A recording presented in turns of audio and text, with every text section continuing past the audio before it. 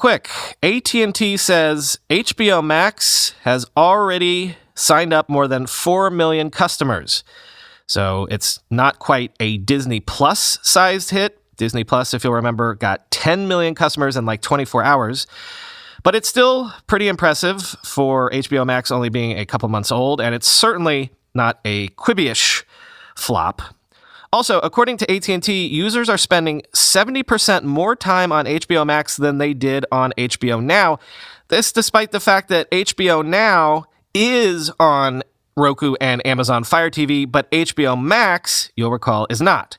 As the great Julia Alexander notes in The Verge, Roku and Amazon Fire TV account for about 70% of the streaming market in the United States. Not being on those services drastically impacts how many people can sign up for HBO Max, especially if they don't have another connected device like an Apple TV or gaming console.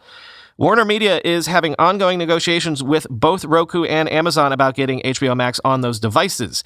Stanky addressed the lack of HBO Max on Fire TV devices on the earnings call, noting that, unfortunately, Amazon has taken an approach of treating HBO Max and its customers differently than other services and their customers, end quote.